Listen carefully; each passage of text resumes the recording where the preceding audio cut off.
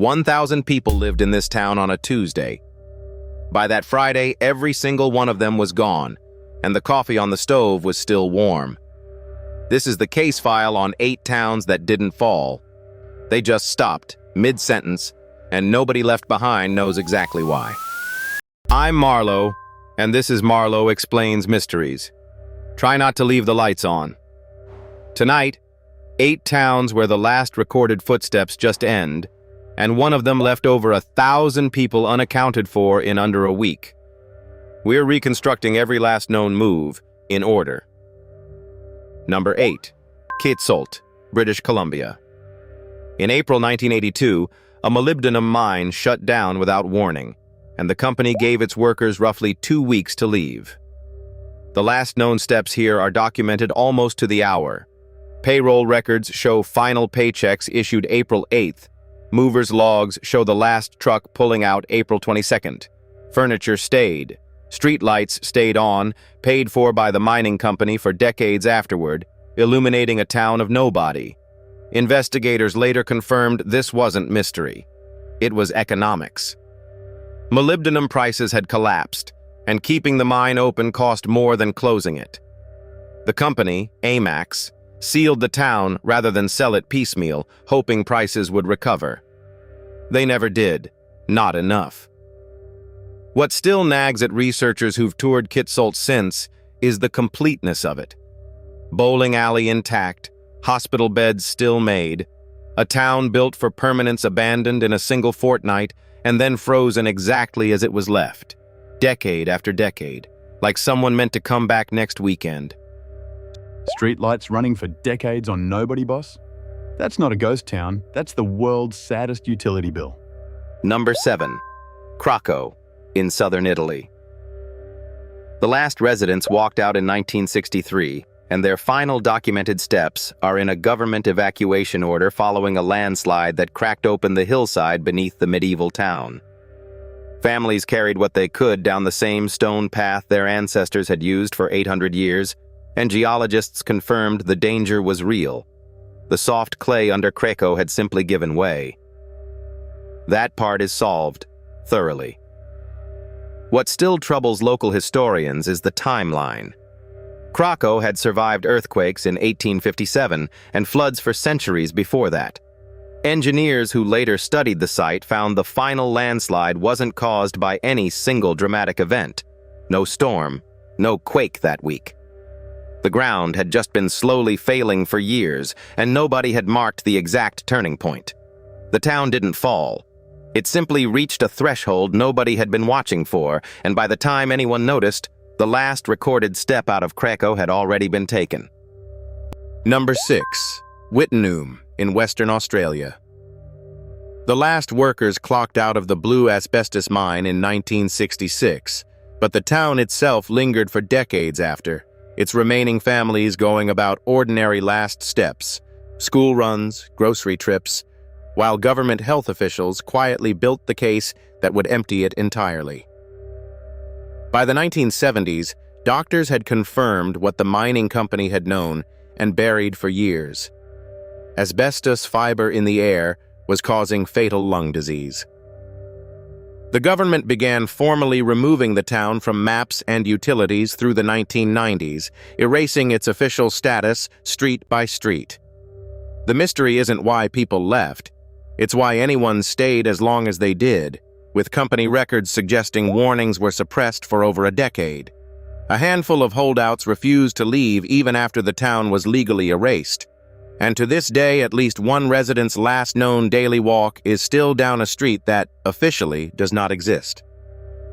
A street that doesn't exist, but someone's still walking it every day. Boss, that's not abandoned, that's just deeply stubborn. Number 5. The outport of Marlow, Newfoundland. Quick question for you. What happens when a government decides an entire way of life is simply too expensive to keep? In the 1960s, Canada's resettlement program offered cash to residents of remote fishing outports who'd relocate to larger centers. And by 1969, Marasheen's last families loaded boats with furniture, photographs, and in several documented cases, the dismantled frames of their own houses floated across the bay to be rebuilt elsewhere. Government records list the final departure as complete by that autumn. This one is fully solved. It's policy, not disappearance, funded and filed in Ottawa. But visit Marachine today, and the unnerving part isn't the empty foundations.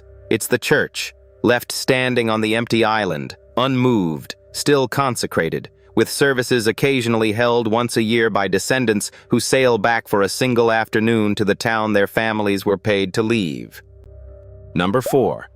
Bodie, California. This gold mining boom town of nearly 10,000 people didn't empty all at once.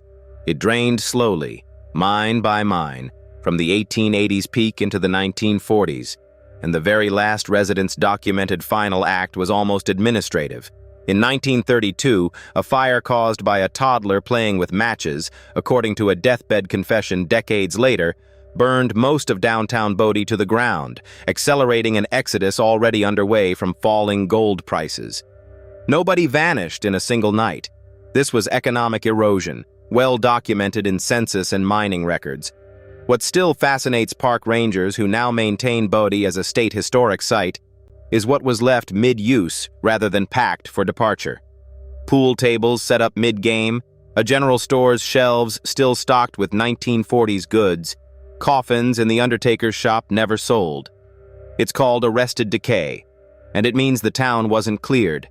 It was simply left, item by item, by people who each individually assumed someone else would come back for the rest. Coffins nobody bought, a fire started by a toddler. Boss, I did not sign up for this level of specific detail. Number 3. Kuldhara, in the Thar Desert of Rajasthan. Around 1825, an entire community of Paliwal Brahmins, some historical estimates put it near 1,500 people across the village and its surrounding settlements, left in what local tradition says was a single night, abandoning homes, temples, and wells with no trace of where they went. The leading historical explanation, backed by regional tax records, points to crushing taxation and water scarcity under a local official, driving a coordinated, planned migration rather than a mysterious vanishing. That's the solved part. What investigators can't confirm is the single night detail itself. No contemporary document actually records one specific date, and some historians believe the exodus took months, not hours.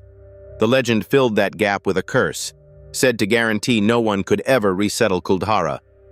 What's documented is stranger than the curse.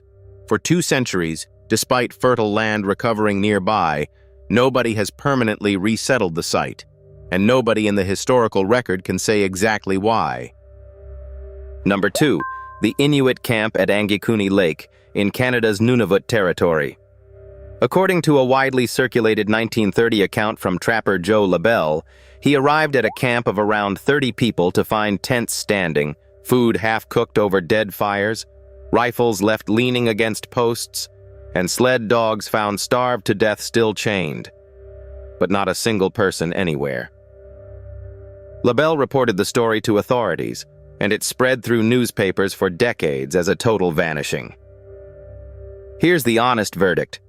Modern researchers, including Canadian folklorists, have never located contemporary RCMP records confirming the disappearance at that scale, and much of the tale traces to sensationalized retellings rather than the original report. Most investigators now classify this as heavily embellished, possibly built on a real but far smaller incident of a temporarily relocated hunting camp.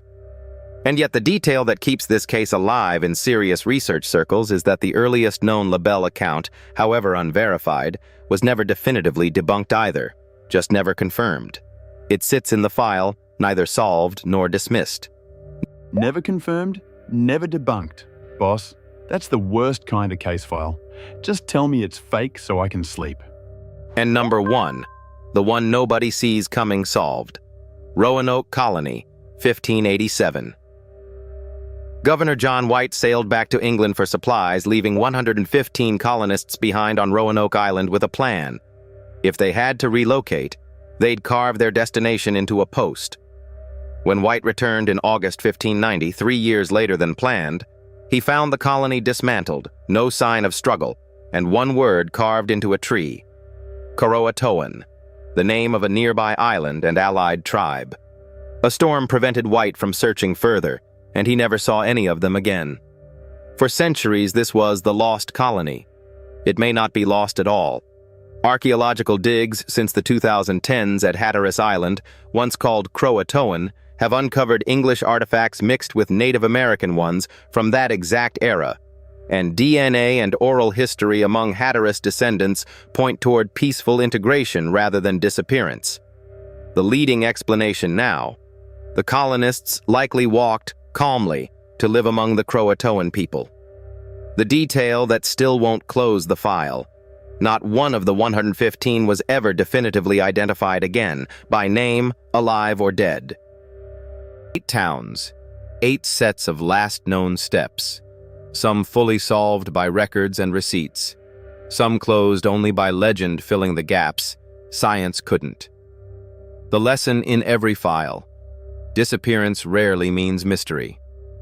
Most of the time it means a decision, made quietly, that history simply failed to write down in time.